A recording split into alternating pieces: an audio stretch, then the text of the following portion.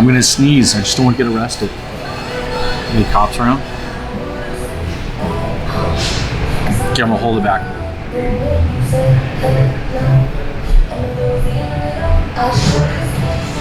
Okay, I'm good. You gotta shake shit up. You gotta work a little fucking harder.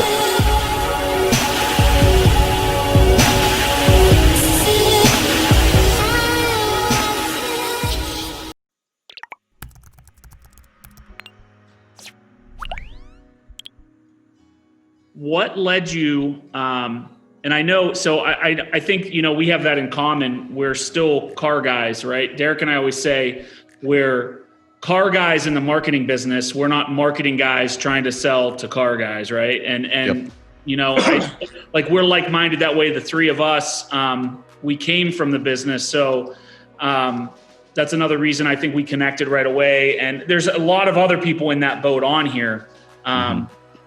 So I know, from what I understand, you sold a dealership and that made you start a marketing company. Is that correct? Well, actually, marketing was always my side gig. So I had originally gone to school for marketing. I literally thought that I was going to, come up with the next bum, and then I just kind of got sucked into, auto sales. And I never finished college. I didn't finish getting my degree because I was just making so much money selling cars. It just made more sense to do that. So right around 2008, when I had moved actually here to Canada, I couldn't quite find a dealer group because actually there wasn't a whole lot of structured dealer groups actually here in Canada in 2008. And the groups that did exist here were more of like just a group of dealers, not necessarily a dealer group, So I had started an agency then, and that was just kind of my side job, but just kind of running AdWords for dealerships and consulting on BDC operations and internet operations, kind of why I bounced around from kind of thing to thing. And so then I've always kind of had this agency called Digital Dealership Solutions.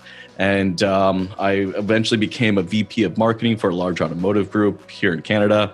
And then I had an opportunity to start my own dealership, which was something I had always wanted to do, really kind of put my money where my mouth is and just execute on the kind of operational strategies that I always felt needed at the dealership level. So I went and bought the most challenging brand you possibly could.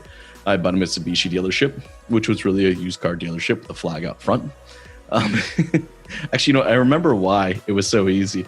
I remember I decided I wanted to go buy a dealership, right? And you got to get a floor plan. Well, it's not overly easy just to kind of walk into the bank. People just walk into the bank and say, "Hey, can you give me $4.5 million? I got to go start a dealership," And that's a difficult thing to do. So I knew I had to get a flag. I knew I had to get a flag out front.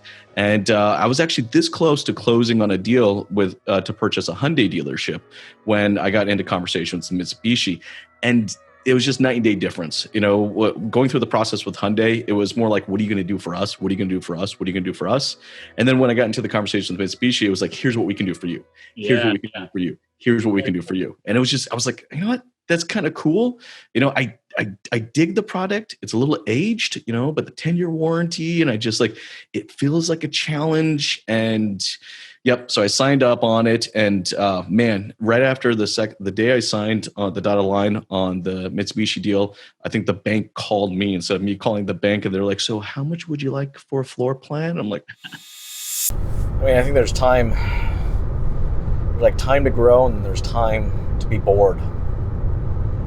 A sign of a healthy business is that it's boring. It shouldn't always be so, all the time, it should be somewhat just boring. And it's just something that I have to be more self-aware that I don't cause chaos because I feed on chaos. Look, it's one of my downfalls, dude. I do feed on chaos.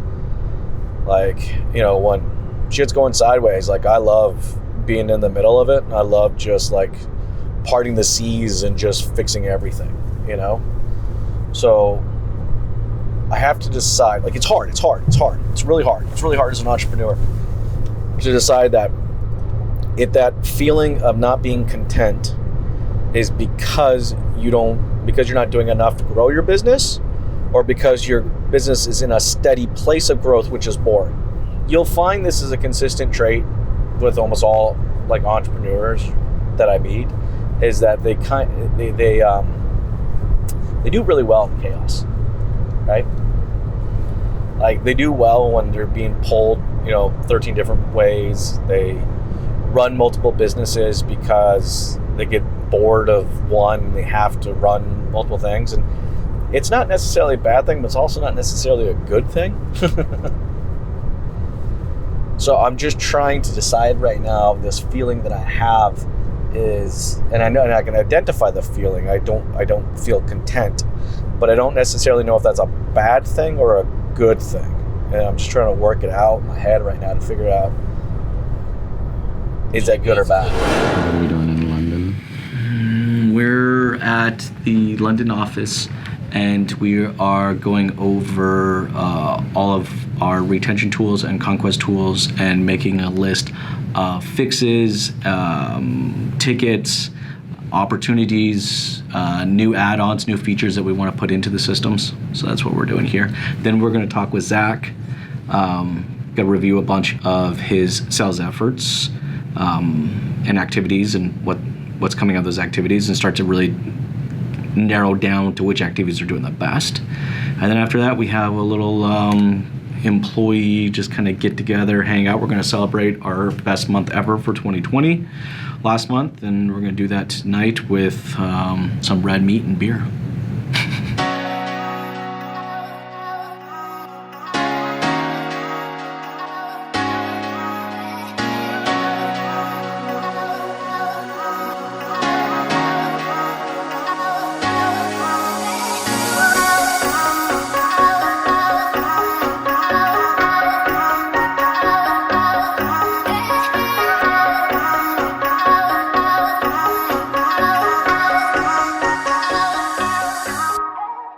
How essential is Facebook? Facebook's incredibly essential to everybody's marketing efforts.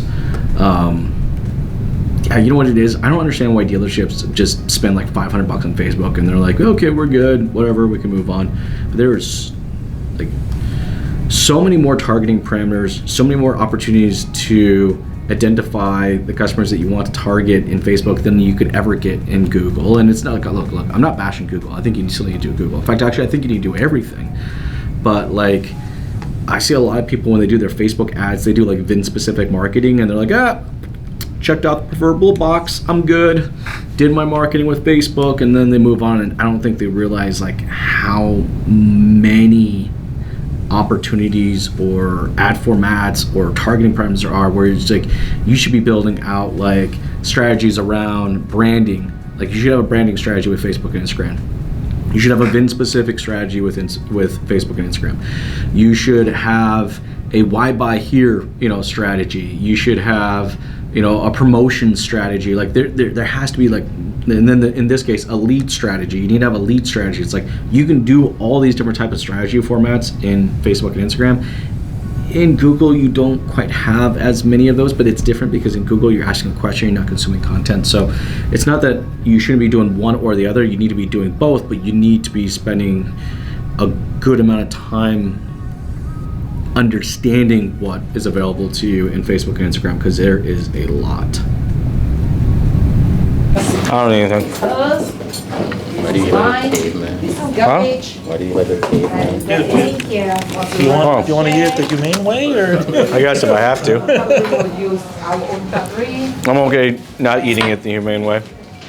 Okay, let's Well, share look stuff here. Oh, have I showed you my new mask? Hey. Am I on point? Look good? My tie fixed? You know, you never tell me when my tie's fixed. Like my tie can be like over here and you're like shooting video. And you're like, you don't even say anything to me. You're like, I'm not even gonna. Then later down, like I'll watch the video like a week later and it's like my tie is like over here or something like that. And I'm just like, how did you not tell me my tie was all messed up? Well, you don't have to tie one, but you can tell when it looks like, when you look like a dumbass. Have it not eating.